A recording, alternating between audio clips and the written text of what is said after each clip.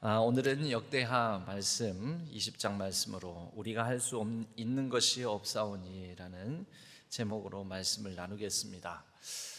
성공적 실패라는 말이 있습니다. 성공적 실패, 성공이면 성공이고 실패면 실패이지 성공적 실패라는 이 역설적인 표현은 무엇인가? 1970년 4월 13일 아폴로 13호가 달 탐사선입니다. 아폴로호는 달을 탐사하는 우주선인데요. 달을 탐사로 가는 도중에 순조롭게 가다가 산소 탱크가 폭발했습니다. 지구로부터는 이미 32만 킬로미터가 떨어져 있는 지점이었습니다. 이러다가는 우주에서 미아가 될 아니 미아가 되기 전에 죽겠죠. 그 안에 탄 사람들은. 안에 선장 역할을 하는 사람과 그 다음에 선원 역할을 하는 2명 해서 총 3명이 타고 있었습니다. 전력 고갈, 산소 부족, 그 다음에 급격하게 기온이 떨어짐으로 인해 가지고 영하의 추위 속에서 고립됩니다. 선장 역할을 하는 사람이 조종칸을 잡고 원래 계획은 달까지 잘 운행해 가는 것이었습니다. 그런데 조종칸을 놓습니다. 우리는 아무것도 할 수 없다. 이런 상황에서 우리가 괜히 이것저것 하려다가 최소한의 생존에 필요한 전력도 마저 다 손실할지도 모른다. 그래서 우주선의 조종칸의 전력을 끊기로 결정을 합니다. 그리고 단 하나, 휴스턴 우주선을 관장하는 이 지구에 남아있는 휴스턴 관제센터에게 모든 통제권을 다 내어줍니다. 우리는 아무것도 하지 않겠다. 휴스턴 관제센터에서 해라. 하는 대로 우리는 따르겠다. 이 결과는 어떻게 됐느냐? 휴스턴 관제센터에 통제권을 넘기고 난 다음에 비행선, 이 우주선은 셧다운 절차를 겪고 난 다음에 휴스턴이 나서서 이 관제센터가 나서서 결국 90시간 만에 아폴로 13호는 태평양에 착수하게 되었습니다. 지상에 육지에 내려앉으면 착륙이죠. 육지니까. 근데 바다 위에 떨어졌으니까, 그런데 안전하게 떨어졌으니까 착수라는 표현을 씁니다. 나사는 이것을 성공적 실패, successful failure라는 표현을 썼습니다. 그리고 이때 당시의 대통령인 미국의 닉슨 대통령은 승무원과 관제팁, 이 관제 사령탑을 맡았던 사람들에게 훈장을 내립니다. 메달을 수여하게 됩니다. 이게 바로 원래 목적은 달 탐사, 달에 잘 도착해서 무사히 귀환하는 거였는데 달은 가보지도 못했습니다. 실패죠. 하지만 실패입니까? 아니죠. 성공이죠. 이것을 성공적 실패라는 표현을 사용합니다. 우리의 삶에도 성공적 실패가 있습니다. 분명히 실패입니다. 내 뜻대로 내 계획대로 안 됐지만, 그러나 내 뜻대로 안 되고 내 계획대로 안 된 것이 오히려 나중에 보면 더 잘된, 더 좋은 일로 열매 맺는 경우도 있다라는 거죠. 오늘 우리는 역대하 20장에서 여호사밧을 봅니다. 여호사밧이라는 사람을 대합니다. 여호사밧, 이 전쟁이 일어나게 되었습니다. 세계 나라가 침략해 옵니다. 암몬과 모압과 암몬과 에돔, 성경에서는 이 에돔 사람들을 역대하 20장 1절에서 보면 마온 사람들과 힘을 합하여 이렇게 되어 있습니다. 이 마온 사람들이 에돔 사람입니다. 그러니까 모압, 암몬, 에돔 사람들이 3국, 세 나라가 연합군을 형성하고 유대 왕국을 침공해 온 것입니다. 어디까지 왔느냐? 엔게디, 사해 근처의 엔게디는 예루살렘까지 반나절도 안 걸립니다. 근데 그곳까지 침공해 들어온 것이죠. 유다 왕국의 깊숙한곳까지. 어떻게 합니까? 여호사밧은 두려움에 휩싸입니다. 여호사밧은 사실 좋은 왕, 선한 왕으로 나중에 역사적 평가를 받는 왕입니다. 그는 지방에까지 율법 교사들을 보내서 백성들에게 성경 공부를, 저 지방 말단에까지 성경 공부를 시킨 왕입니다. 아버지 아사가 다 이루지는 못했지만 아버지 때 착수했던 신앙개혁, 종교개혁을 계속 이어받아서 감당했었고, 또 그의 재위 기간 중에 군사적으로도 많이 안정되었습니다. 그런데 이런 위기 상황이 펼쳐진 것이죠. 한 나라도 아니고 세 나라가 이렇게 연합 공격을 하게 되니 처음 드는 감정은 두려움이었습니다. 여러분, 두려워할 만한 상황에서 두려워하는 게 인지상정이고 정상입니다. 사람이라면 두려울 때 두려워해야 됩니다. 두려움이 나쁜 것입니까? 좋은 것입니까? 여러분, 두려움이 나쁜 것입니까? 좋은 것입니까? 악입니까? 아니면 선입니까? 죄입니까? 아닙니까? 죄도 아니고 나쁜 것도 아닙니다. 두려움 때문에 우리는 학습해 나갑니다. 두려움 때문에 이렇게 살다가는 내가 큰일 날지 모른다. 부모님들이 아이들에게 좀 거친 표현으로 너 공부도 안 하고 그래가지고 나중에 뭐 될래? 그러다가는 뭐 하면서 그런 표현들 쓰잖아요. 그 두려움을 심어주는 거죠. 여러분, 두려움이 우리에게는 학습 효과를 나타내기도 하고, 아이들이 겁도 없이 두려움 없이 뭐 뜨거운 거 막 불에도 막 손을 대고 막 그렇습니다. 그러다가 화상을 입죠. 아, 뜨거워. 그러고 나서는 뜨거운 거 불에 대한 두려움이 생깁니다. 그리고 아이들은 아무거나 함부로 손을 대고 만지면 안 되는구나. 그게 아이들이 커가는 것입니다. 두려움은 인간의 생존 본능이자 또 인간이 인간되게 만드는 여러 이 피해야 될 거, 이런 거 만져야 될 거, 해야 될 거, 이런 것을 알아가는 학습에 가는 과정의 도구가 바로 이 두려움입니다. 그런데 그 두려움이 사람이 두려움에 두려움에만 사로잡히게끔 할 때에는 문제가 됩니다. 인간관계 두려움 때문에 사람이 두려워서 못 만나는 사람이 있습니다. 우리는 그것을 장애라고 합니다. 정신적, 심리적 장애, 공황장애, 어떤 두려움, 갑작스러운 불안과 두려움 때문에 심장 박동이 빨라지고 죽을 것 같은, 그래서 아무것도 하지를 못하고 거친 숨만 쉬면서 그렇게 그런 상태에 머무는 사람들도 있습니다. 여러분, 두려움에만 빠져 있으면 문제가 되는 거죠. 그러나 두려움이 신앙적 차원에서는 두려움이 기도의 근거가 되고 기도로 하나님 앞에 나아갈 수 있는 도구가 된다면 두려움은 매우 유용한 영적 수단이 되기도 합니다. 여러분, 그런 찬양 있지 않습니까? 그 두려움이 변하여 내 기도 되었고 전날의 한숨 변하여 내 노래 되었네. 주님을 찬송하면서 할렐루야 할렐루야 내 앞길 멀고 험해도 나 주님만 따라가리. 여러분, 사실 어디서 시작한 거죠? 두려움.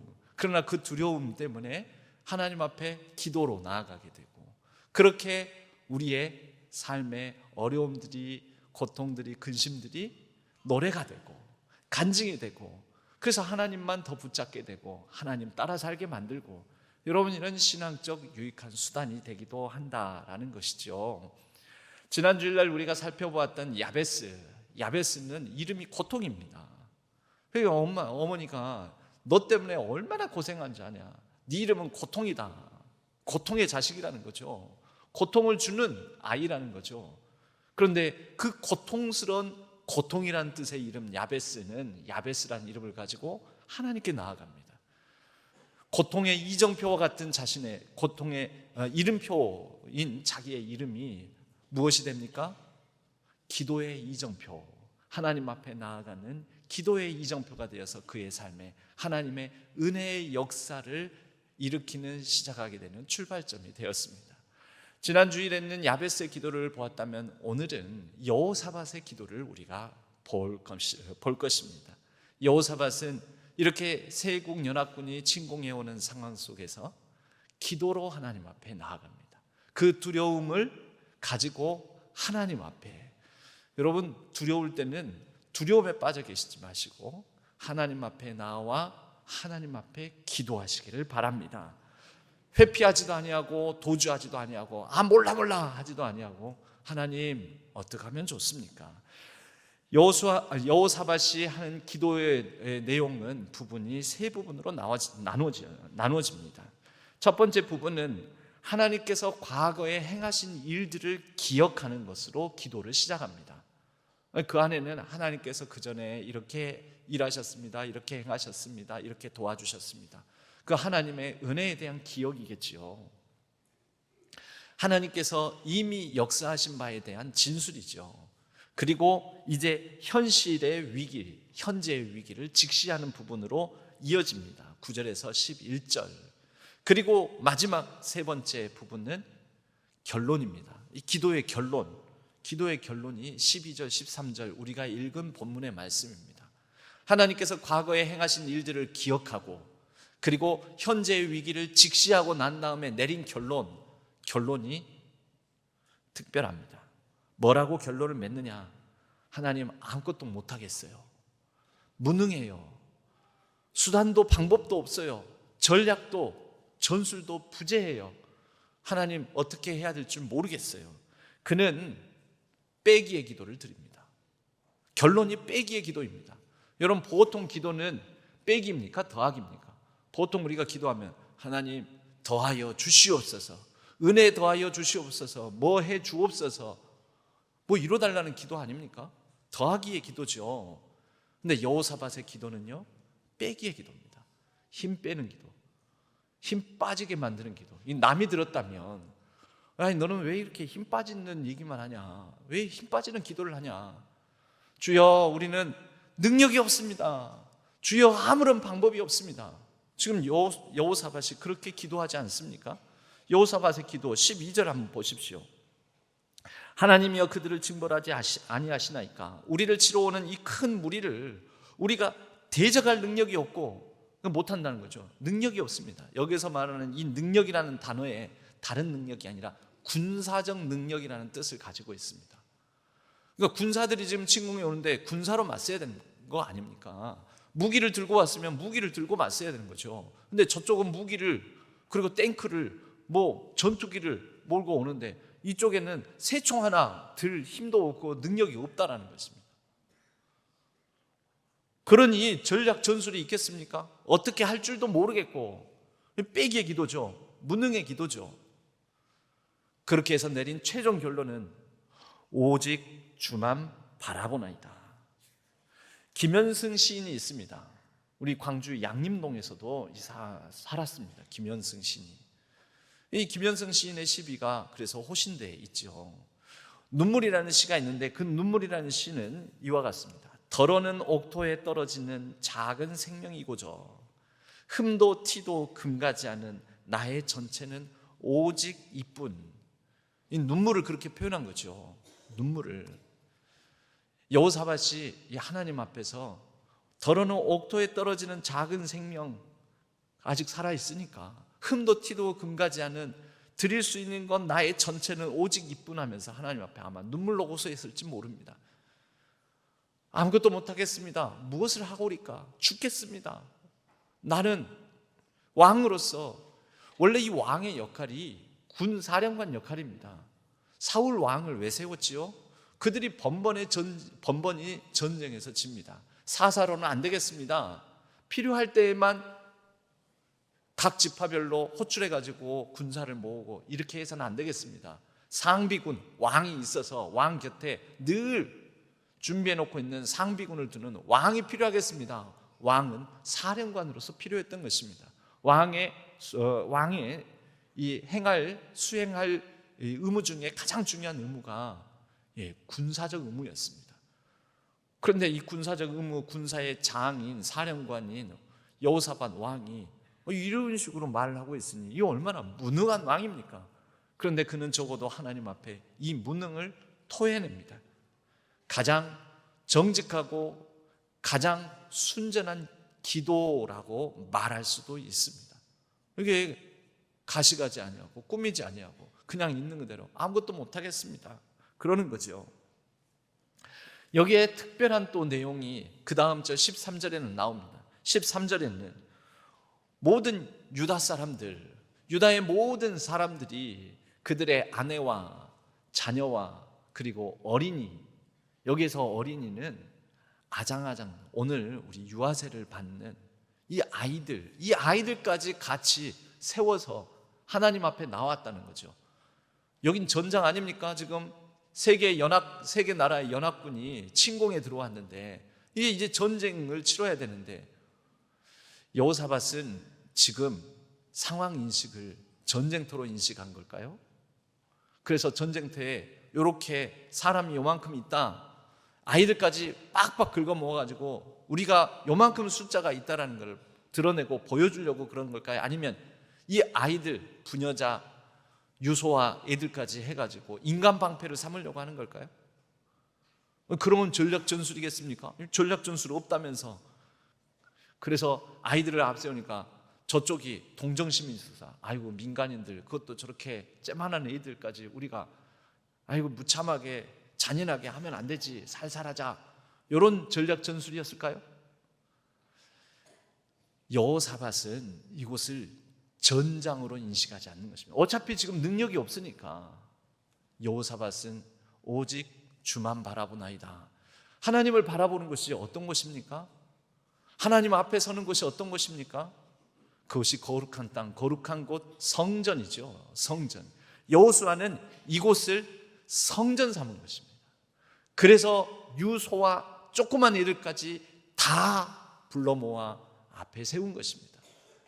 지금 모두가 다, 오늘날로 말하자면 전 세대 통합 예배를 드리는 것입니다. 여호사밧이 이런 기도를 드리는데 사실 이스라엘 유다의 역사에 보면 여호사밧의 기도와 비슷한 기도들이 있습니다. 먼저 이스라엘 출애굽의 지도자인 모세의 기도. 모세의 기도는 홍해 앞에서 뒤에는 바로의 병거들이 막 쫓아오는 진퇴양난의 위기 앞에서 모세가 하는 기도가 있습니다.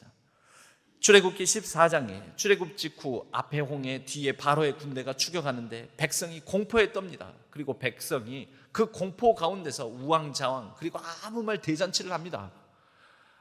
우리가 여기서 우리 죽일 작정으로 여기까지 데리고 나왔느냐, 그냥 차라리 바로한테 항복하자, 우리 다 차라리 애굽 이집트로 돌아가자, 우리가 이제 홍해 바다에 빠져 죽겠다, 아니면 바로의 칼에 죽겠다, 아무 말을 막 던집니다. 여러분, 주식시장에도 이런 공포에 휩싸여서, 두려움에 휩싸여서 막 내던지는 투매, 이 영어로 이 패닉셀이라고 합니다. 패닉에 빠져가지고 막 던지는 상황. 그래서 이 증권시장에서는, 주식시장에서는 안전장치를 두었습니다.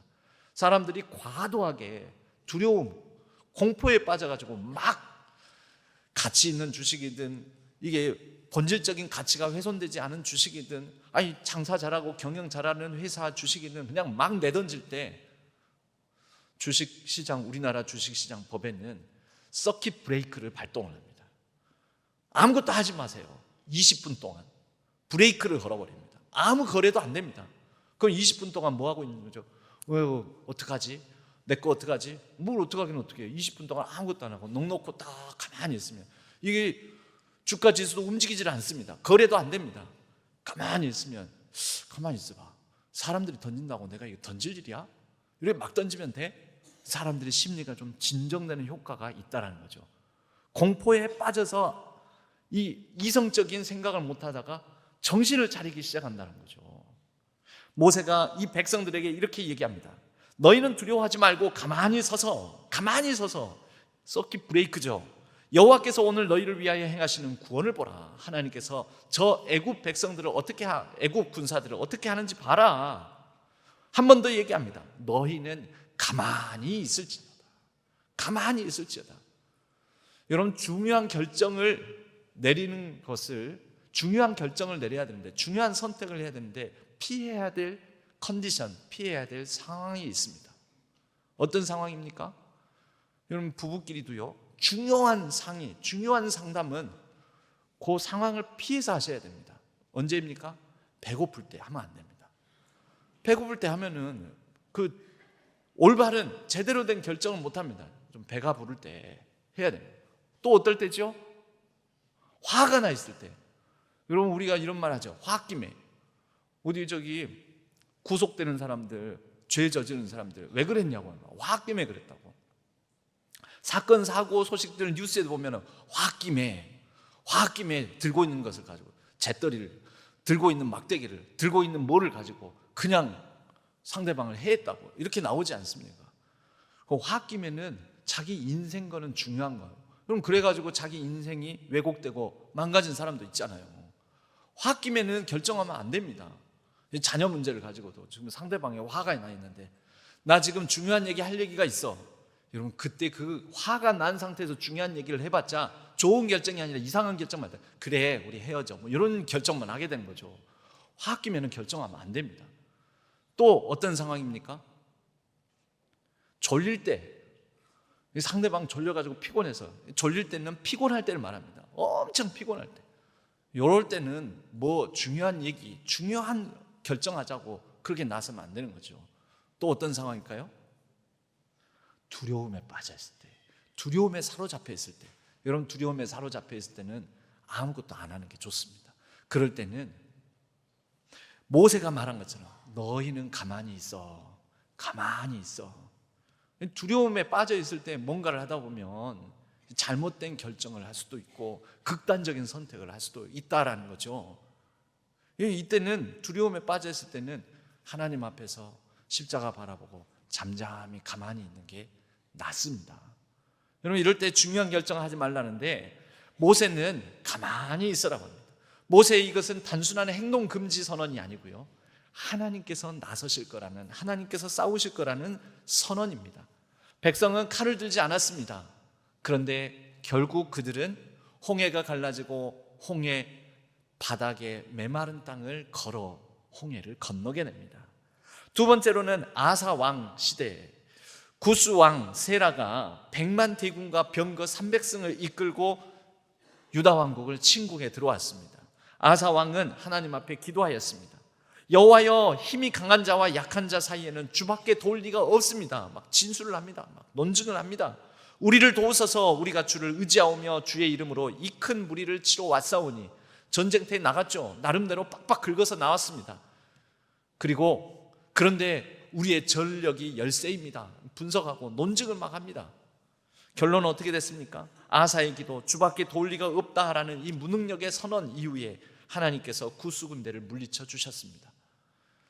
히스기야 왕 때에는 아수르 사네립이 이 협박을 하면서 편지를 보냅니다. 내가 너희들을 이 지상에서 다 없애버리겠다. 요즘 꼭 누구 같지 않습니까? 아무튼 지상에서 없애버리겠다. 사네립의 위협 편지를 받아들고 히스기야는 두려움에 벌벌 떱니다. 그러나 그 두려움 상태에 머물지 않고, 두려움에 빠지지 않고 성전에 가져가서 하나님 앞에 내어놓고 펼쳐놓습니다. 그리고 기도합니다. 여호와 우리 하나님이여, 우리를 그의 손에서 구원하옵소서. 그날 밤 놀라운 일이 벌어집니다.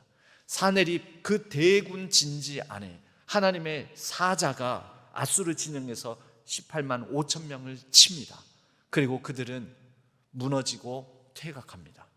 물리친 거죠. 승리한 거죠. 여러분, 다 공통점이 있습니다.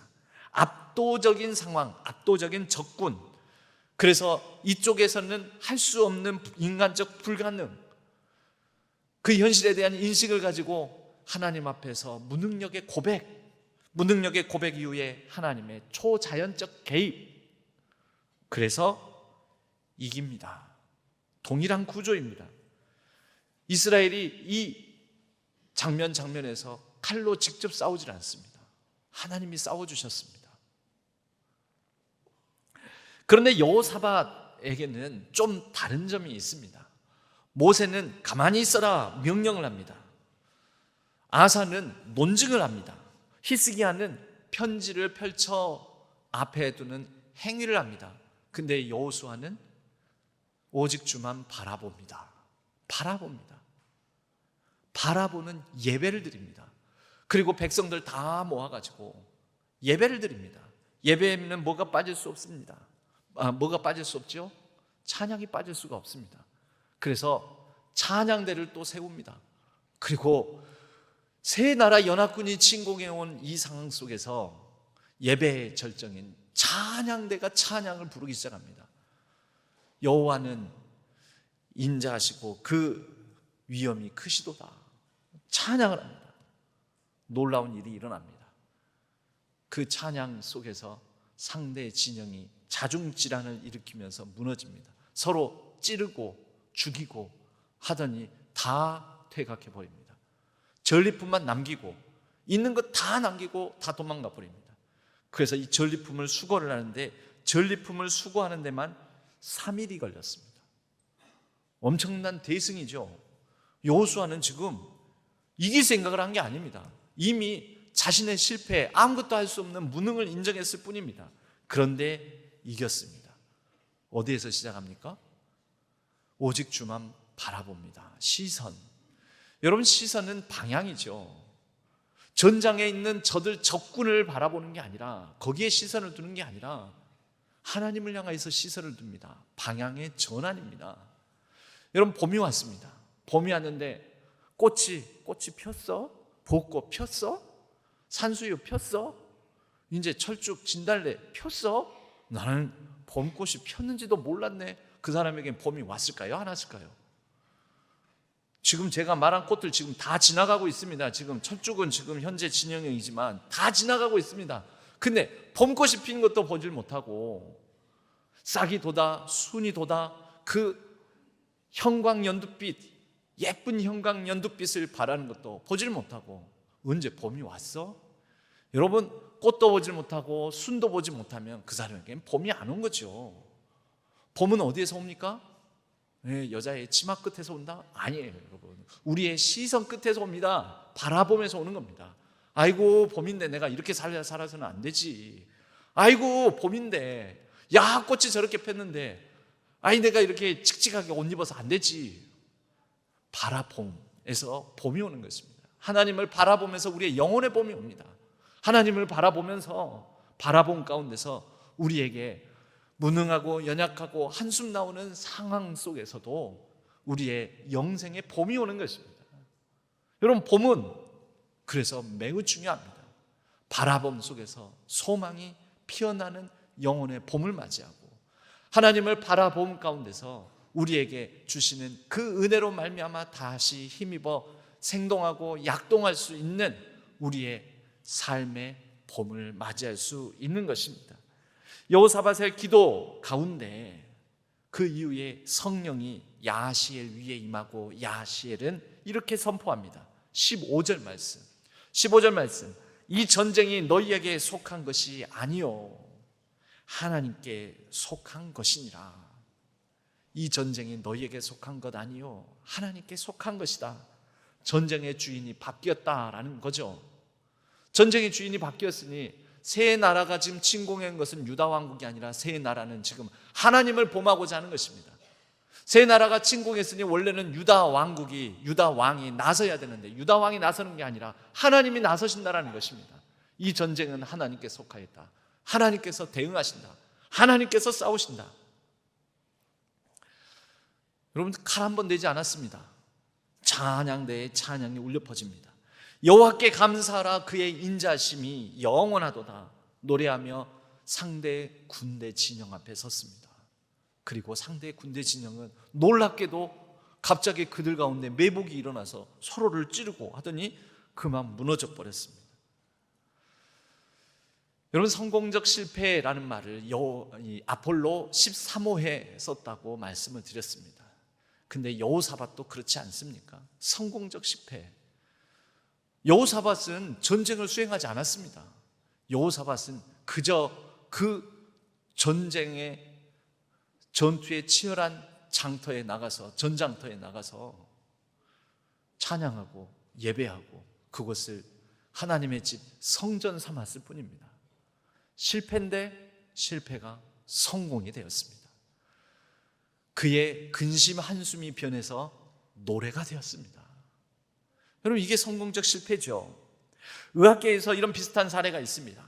1928년 알렉산더 플레밍이라는 사람은 중요한, 자기 나름대로는 포도상구균을 배양하는 실험을 하고 있었습니다. 포도상구균 배양 실험.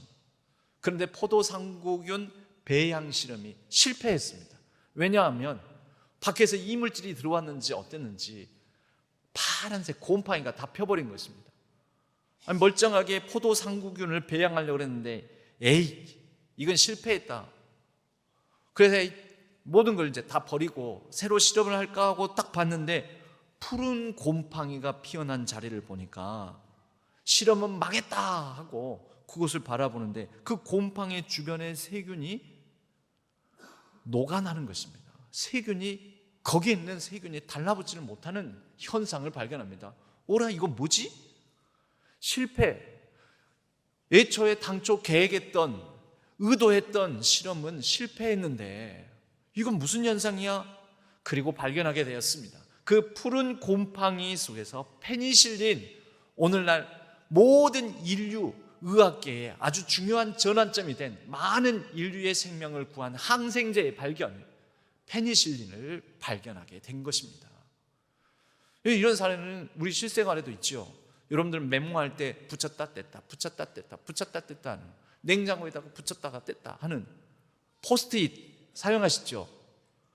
포스트잇 거기에 원래는 3M이라는 회사에서 강력 접착제를 개발하려고 했는데 그만 누군가가 그 사이에 이 실험 매뉴얼대로 해야 되는데 실험 매뉴얼대로 하지 않아가지고 강력 접착제는커녕 물띠물건 이상하게 만들어져 가지고 이게, 그래서 야 이거 실패다 하고 버리려고 보는데 가만히 있어봐. 야, 이 접착력이 적당히 있어가지고 뗐다 붙였다 하더라도 접착력이 지속이 되고, 그런데 너무 찰싹 달라붙어가지고 거기에다가 어떤 이 잔상이나 또 이렇게 잘못 떼다가 막 찢어지고 하는 일 없이 야 이거 괜찮은데? 그래서 포스트잇이 만들어지게 되었습니다. 여러분, 실패가 아니고 실패가 또 다른 성공의 출발점이 되었던 것이죠. 여호사밧이 그랬습니다. 우리의 삶이 그렇습니다. 여러분, 내 계획, 내가 원래 하려고 했던 의도대로 되지 않는 인생의 순간들이 얼마나 많습니까? 안 되는 일들이 많습니다. 너무나 많습니다. 우리는 그저 열심히 살았을 뿐인데 갑자기 막 유가가 오르고, 우리가 전쟁 일으켰습니까? 우리가 호르무즈 통제했습니까?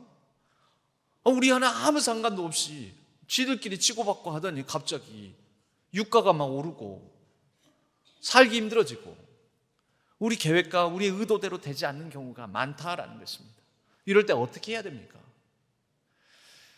정신의학자인 빅토르 프랭클이라는 분이 있습니다. 이분은 과도한 통제 의지, 인간을 괴롭히는, 사람을 괴롭히는, 우리의 인생을 오히려 힘들게 만드는 게 과도한 통제 의지라는 것입니다. 자신의 인생을, 자신의 삶을 내 계획대로, 내 뜻대로 통제하려는 우리의 과도한 의지가 오히려 헤어나올 수 없는 불행 속에 더 사로잡히게 만든다라는 거죠. 아주 쉬운 예로 보면요, 잠자야지, 자야지 하면 그러면 잠이 옵니까? 아니면 잠이 깹니까? 잠이 깹니다. 이게 과도한 통제 의지가 일으키는 일이라는 거죠. 하나 그냥 예를 드는 것입니다. 그럴 때 어떻게 해결해야 되느냐? 빅토르 프랭클은 이렇게 얘기합니다. 역설적, 오히려 좀 말이 안 되는 것 같은데 역설적인 지향을 하자. 반대로 잠자야지 하지 말고, 어차피 잠자야지 하면은 잠이 깨고 막 잠이 안 오니까 오늘 밤 날 새야지, 잠 안 자야지, 오늘 꼴딱 날 새야지 그러면서 옳거니 오늘 밤은 내가 작정하고 신약 27권 다 읽어야지, 오늘 구약 39권까지도 읽어버려야지, 내친김에 66권 오늘 성경 통독의 시간이다, 옳거니 잠도 안 오는데 잘됐다, 성경 통독해야지. 그러면 어떻게 되는 줄 아세요? 그러면 잠자야지 잠이 안 오는 상황에서 탈출하게 된다는 거죠. 해보세요. 레위기에서 잠 오기 시작해요. 레위기 있다가 번제가 어떻고 뭐 내장을 꺼내서 씻고 뭐 부정한 음식이 어떻고 막 그러다 보면은 또 잠 온다. 어느새 자고 있어. 예를 들자면 이렇다는 거예요. 예를 들자면 과도하게 통제하려고 하지 말고 역설적으로 지향을 하면, 여호사밧의 기도는 역설적 지향의 기도입니다. 풀 수 없는 문제, 할 수 없는 상황, 그 가운데서 과도하게 거기에다가 다 정신을 쏟는 게 아니라 오직 주만 바라보나이다. 역설적 지향이죠. 역설적 지향했더니 오히려 그 내가 빠져있는 문제에서 해결이 되더라는 거죠. 여러분, 두렵고 불안할 때 두려움 불안을 이겨야지 하면 두렵고 불안한 것이 더 한두 가지 두려워할 만한 상황, 한두 가지 불안할 만한 상황 가지고 처음엔 시작했는데 나중에는 5만 가지 불안과 두려움이 찾아옵니다. 그게 과도한 통제 의지라는 것입니다. 그럴 때는 역설적 지향, 여러분 정 안 되면 차라리 하나님 어디 교회 십자가가 보이는데 아니면 우리 교회를 향해서라도 멍 때리고 가만히 있으십시오. 불안을 이겨야지만 오직 주만 바라보나이다. 주여. 그러면 차라리 이기는 겁니다. 통제를 끊고 내가 통제해야지, 아니 나는 할 수 있는 것이 없다 하고 하나님을 향해서 통제권을, 관제권을, 사령탑을 넘기면 하나님께서 행하여 주신다라는 것입니다. 여러분, 아침 뉴스를 보기 전에 요즘 뉴스 호르무즈 소식이 어떻게 됐나, 이제 배가 다니나 유조선 다니나, 오늘 이란과 미국 사이의 협상이 어떻게 됐나, 정전협정을 맺었나, 이런 뉴스 보기 전에, 뉴스 소식 듣기 전에, 그렇게 통제하려고 하기 전에 단단한 성경 통독부터 하십시오. 그러면 여러분의 삶에 은혜가 깃들고 더 평안이 찾아올 줄로 믿습니다. 문제가 있어서 지금 내 상황이 어렵고 힘들어서 어떤 전략을 세우기 전에 앞서서 무릎 꿇고 하나님 앞에, 하나님, 내가 이 문제를 어떻게 해야 될지 모르겠습니다. 제가 할 수 있는 것이 없습니다. 그렇게 하나님 앞에 먼저 고백하십시오. 여러분, 그런 문제 중에 하나가 내 마음대로 안 되는 게 자식들이지 않습니까? 자녀 문제를 놓고 이게 누구 자식이여, 내 새끼여, 저 사람 새끼여, 막 이런 생각이 들 때, 여러분들 그거 사실 자녀를 통제하려고 하는 거잖아요.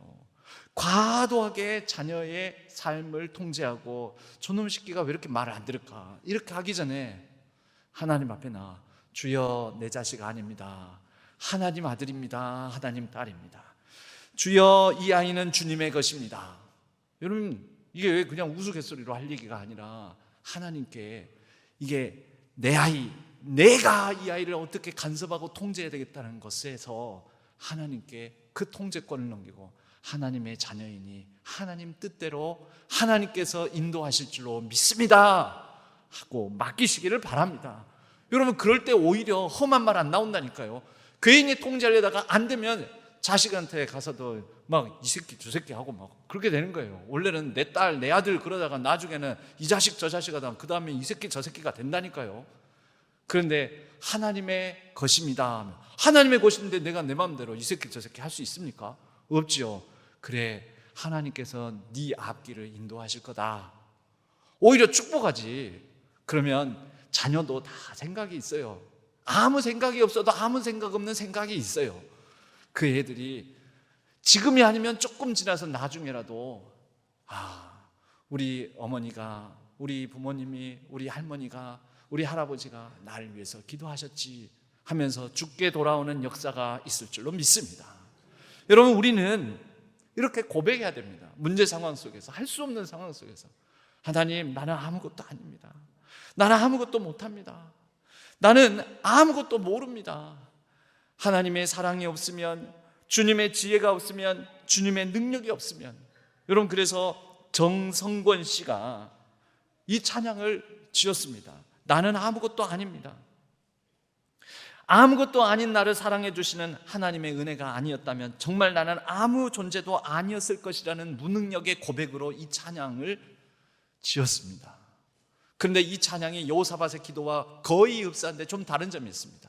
여호사밧은 예수 그리스도를 몰랐지 않습니까? 바라보긴 바라보는데 어디를 바라봐야 될지 몰라서. 근데 우리는 바라보긴 바라봐야 했는데 어디를 바라봅니까? 십자가를 바라볼 수 있지 않습니까? 십자가를 바라보면 우리를 향하여서 그 십자가에 두 팔 벌려 내가 너를 이만큼 사랑한다 하면서 우리를 안아주시는 그분의 사랑과 은혜를 우리는 볼 수 있습니다. 그래서 이 찬양 가사는 여호사밧의 기도하고 좀 다릅니다. 어떤 내용이 이어집니까? 이제 내가 사는 것 아니요 그리스도 내 안에 사시니. 갈라디아서 2장 20절 말씀이 이 찬양의 후렴 부분에 들어가 있습니다. 그냥 바라보기만 하는 것이 아닙니다. 그분이 내 안에 사시고 나는 그분 안에 산다. 나는 예수 그리스도의 십자가를 바라보며 그분이 오늘 또 살아계셔서 부활하셔서 우리 가운데 함께 사신다. 우리는 이것으로 우리의 힘과 능력을 삼습니다. 관제센터 켜져 있습니다. 우리의 사령선을 전원을 껐지만 관제센터는 켜져 있고, 여호사밧은 군사작전을 포기하였지만 하나님의 거룩한 전쟁은 시작되었고, 모세는 가만히 있으라 했지만 홍해 바다는 갈라졌고, 플레밍의 실험은 상구균 배양 실험은 실패했지만 페니실린이 발견되고, 우리는 아무것도 못합니다, 할 수 없습니다, 아무것도 모릅니다 하지만 하나님이 일하기 시작하실 겁니다. 우리 주님께서 살아계셔서 주님께서 우리 안에, 우리가 주님 안에 거함으로 우리의 모든 삶에 하나님의 복된 역사의 시작이 이루어질 줄로 믿습니다. 그리하여 오늘은 이 찬양을 우리 같이 한번 불렀으면 좋겠습니다. 나는 아무것도 아닙니다. 우리 함께 찬양하며 헌금 올려주시기를 바랍니다. 이 고백 찬양으로 여호사밧의 기도가 우리의 기도가 되기를 우리가 이 찬양으로 함께 기도했으면 합니다.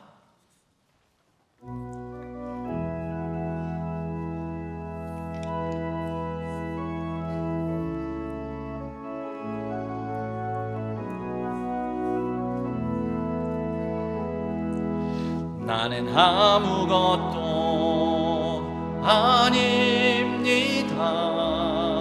주님의 사랑이 없으면 나는 아무것도 모릅니다. 주님의 지혜가 없으면 나는 아무것도 못합니다. 나는 아무것도 못합니다. 주님의 능력이 없으면 나는 한순간도 못 삽니다. 주님의 생명이 없으면 이제 내가 사는 것 아니요 그리스도 내 안에 사시니 오직 그의 생명이 나의 생명 나의 모든 날들도 주 이제 내가 사는 것 이제 내가 사는 것 아니요 그리스도 내 안에 사시니 오직 그의 생명이 나의 생명 나의 모든 날들도 주의 것 나는 오직 한 분 바랍니다. 나의 아버지 나의 구원 나는 오직 한 분 바랍니다.